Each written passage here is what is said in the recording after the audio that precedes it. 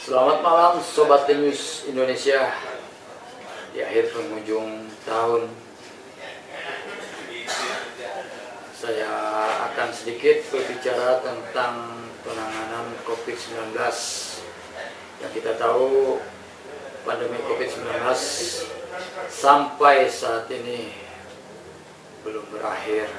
Semoga upaya-upaya pemerintah yang dilakukan pemerintah bisa menekan pertumbuhan COVID-19. Syukur-syukur COVID-19 ini sudah berakhir total, dan kita sebagai warga Indonesia, sebagai rakyat, bisa beraktivitas tanpa ada batasan-batasan yang mungkin bisa menghambat aktivitas kita, bisa menghambat kreativitas kita, bisa menghambat pendidikan anak-anak sekolah, dan masih banyak lagi. Semoga pandemi COVID-19 khususnya di negara Indonesia bisa segera berakhir. Semoga COVID-19 di seluruh dunia bisa segera berakhir buat kita semua. Semoga semuanya dalam lindungan Allah Subhanahu wa Ta'ala.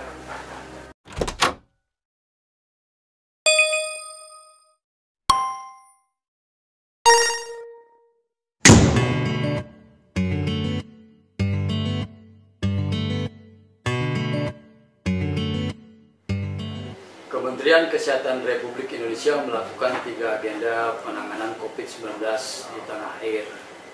3 agenda tersebut yakni ketersediaan vaksin, pelaksanaan vaksinasi COVID-19, dan strategi penanggulangan COVID-19 pasca Lebaran. Dalam rencana tersebut, pemerintah berencana mengadakan vaksin dengan jumlah dosis vaksin akan mencukupi hingga kuartal pertama tahun 2021. Adapun kontingensi melalui option agreement dan peningkatan kapasitas Bio Farma disiapkan untuk mengantisipasi resiko pada salah satu produsen vaksin, termasuk fleksibilitas atau supply Gavi atau COVAX. Dan dalam rencana pengadaan ini, Kementerian Kesehatan membutuhkan bantuan dari Kementerian BUMN dan Kementerian Keuangan Republik Indonesia. Sebelumnya, pemerintah berencana mendatangkan vaksin Sinovac yang mengikat atau binding dengan jumlah dosis 3.000 pada bulan Desember 2020, 122.504 pada bulan Desember 2020 sampai Januari 2021, dan opsi lainnya sebanyak 80.000 di bulan September 2021 sampai Maret 2022.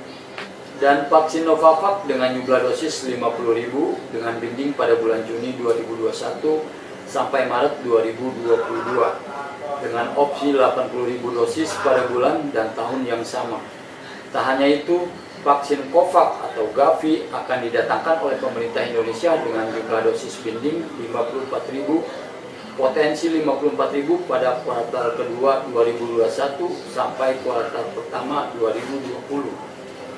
Ada juga vaksin AstraZeneca yang dimana jumlah dosisnya binding 50.000 dan potensi lainnya 50.000 dosis pada kuartal kedua 2021 sampai kuartal pertama 2022. Akan tetapi tinggal menunggu perjanjian final terkait volumenya. Dan yang terakhir, vaksin Pfizer dengan jumlah dosis 50.000 binding dan opsi 50.000 dosis pada kuartal ketiga 2021 sampai kuartal pertama 2020. Sehingga total yang akan didatangkan oleh pemerintah Indonesia adalah 329.504.000 vaksin dengan status binding dan 334 juta vaksin opsi atau potensi. Oleh karena itu, total vaksin yang dibutuhkan oleh pemerintah pada tahun 2021 sampai 2022 sebanyak 426.800.000 vaksin. Adapun pelaksanaan vaksinasi COVID-19 kepada nakes atau tenaga kesehatan, jumlah kebutuhan vaksin, dan skenario herd immunity berdasarkan efisiensi vaksin. Sasaran vaksin saat ini diperluas untuk mencakup penduduk di atas 59 tahun dan komorbid atau yang terkontrol. Selain itu, penentuan herd immunity mempertimbangkan efisiensi rate vaksin. Dalam agenda nanti, penduduk yang berumur 18 tahun ke atas bisa divaksin. Adapun jumlah penduduk total Indonesia sebanyak 269,6 juta jiwa. Jumlah penduduk di atas 18 tahun sebanyak 188,7 juta jiwa. Dan penduduk yang eksklusi di dalamnya termasuk ibu hamil, terpapar COVID-19, komorbid tidak terkontrol sebanyak 7,2 juta jiwa. Sehingga total penduduk yang bisa divaksinasi di atas umur 18 tahun sebanyak 181,5 juta jiwa. Tidak hanya itu, skenario untuk herd immunity penduduk di tanah air tidak kurang dari 18 tahun yang bisa divaksinasi sebanyak 181.554.465 juta jiwa. Efisiensi rate sebanyak 60%. Dan cakupan untuk mencapai herd immunity 100%. Selain itu, jumlah penduduk yang harus divaksin untuk herd immunity sebanyak 181.554,465 juta jiwa. Sehingga total kebutuhan dosis vaksin dengan wastage 15% sebanyak 426.800.000 jiwa. Jumlah kebutuhan vaksin untuk 181,5 juta jiwa dan tenaga kesehatan dan pelayanan publik akan mendapatkan prioritas vaksinasi pertama.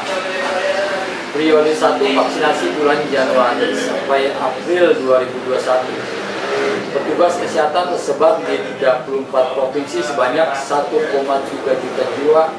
Petugas publik 17,4 juta jiwa dan lansia 21,5 juta jiwa. Sedangkan periode vaksinasi kedua bulan April 2021 sampai dengan Maret 2022 dengan skema masyarakat rentan yang berada di daerah dengan risiko penularan tinggi sebanyak 63,9 juta jiwa. Masyarakat lainnya dengan pendekatan klaster sesuai dengan ketersediaan vaksin total 77,4 juta jiwa. Dengan catatan vaksinasi dilakukan pada tahap awal untuk tenaga kesehatan dan dilanjutkan dengan masyarakat usia 18 sampai 59 tahun. Bila yang berumur 60 tahun ke atas akan divaksinasi setelah mendapatkan informasi keamanan vaksin untuk kelompok umur tersebut sesuai pada hasil uji klinis tahap 3. Vaksinasi dapat dilakukan juga terhadap komorbid terkendali dengan catatan kriteria tersebut mendapatkan rekomendasi dari ahli kesehatan. Profil nakes atau tenaga kesehatan yang akan mendapatkan vaksinasi dari 34 provinsi, Pulau Jawa adalah penerima terbanyak yang akan divaksinasi, disusul oleh DKI Jakarta dan Sumatera Utara. Jawa Tengah 177.764, Jawa Barat 161.146, Jawa Timur 131.997, DKI Jakarta 119.145, Sumatera Utara 83.965, sedangkan Provinsi Sulawesi Barat dan Kalimantan Barat daerah paling sedikit yang akan divaksinasi dengan jumlah 5.705 dan 4.946. Dalam agenda penanganan COVID-19, Kementerian Kesehatan selain melalui vaksinasi juga melakukan strategi pencegahan pasca Lebaran. Dalam beberapa kasus, kenaikan terjadi pasca libur panjang akibat mobilitas penduduk yang meningkat. Sehingga libur panjang meningkatkan mobilitas penduduk dan diikuti oleh lonjakan jumlah pasien yang dirawat di rumah sakit. Penerapan PSBB, pembatasan sosial berskala besar, 1 dan 2 mampu menurunkan mobilitas penduduk. yang diikuti oleh penurunan jumlah pasien. Sedangkan PSBB transisi 1 dan 2 mampu menurunkan mobilitas masyarakat, tetapi tidak bisa menurunkan jumlah pasien di rumah sakit. Saat ini kondisi ketersediaan tempat isolasi di beberapa provinsi besar memiliki tren meningkat atau telah melampaui aman 70%. 6 provinsi ini memiliki riwayat kenaikan kasus setelah lebaran panjang selesai, seperti DKI Jakarta 85%, Jawa Barat 80%, Jawa Tengah 79%, Daerah Istimewa Yogyakarta 81%, Jawa Timur 74%, Sulawesi Selatan 64%. Kondisi ketersediaan ICU di beberapa provinsi besar di Indonesia memiliki tren meningkat atau telah melampaui batas aman 70% yang seharusnya. DKI Jakarta 78%, Jawa Barat 78%, Jawa Tengah 58%, Daerah Istimewa Yogyakarta 72%, Jawa Timur 65%, Sulawesi Selatan 38%. Selain itu, dari 6 provinsi ada 6 kota dan kabupaten yang membutuhkan intervensi khusus. 6 daerah tersebut yakni Kota Bandung, DKI Jakarta, Sleman, Jember, Kota Semarang, dan Kota Makassar. Dari data yang diproses per tanggal 26 Desember, hampir seluruhnya mencapai zona merah. Seperti Kota Bandung, tempat ICU tersedia 49, terpakai 48. Tempat isolasi tersedia 1138, terpakai 1017. Hampir 98% untuk tempat ICU, sedangkan 89% untuk tempat isolasi. Oleh karena itu, pemerintah menyiapkan langkah antisipasi yang harus disiapkan. Pertama, optimalisasi tempat tidur milik RSUD dan rumah sakit swasta. Kedua, bekerja sama dengan Pemda atau Dinkes untuk meningkatkan kapasitas ruang perawatan dalam waktu dekat sebanyak 30% sampai dengan 40% dari kapasitas yang ada. Ketiga, penambahan tempat tidur khusus COVID-19 dari rumah sakit non-RSUD. Kelima, penambahan rumah sakit rujukan baru. Keenam, penambahan tenaga kesehatan kurang lebih 7.901 dan 141 fasilitas kesehatan. Paling banyak perawat 4.935, dokter umum 829, dokter spesialis 480, dan sisa tenaga kesehatan lainnya. Ketujuh, penambahan 740 tempat tidur baru untuk di ruang ICU dan isolasi di rumah sakit vertikal. 8, penataan kembali sistem rujukan pelayanan kesehatan COVID-19. 9, penguatan implementasi protokol tata laksana COVID-19 di Pasienkes. Adapun skenario lainnya yakni mengubah ruang perawatan umum menjadi ruang perawatan COVID-19, mendirikan tenda darurat di rumah sakit untuk perawatan pasien COVID-19, dan mendirikan rumah sakit lapangan atau darurat COVID-19 di daerah.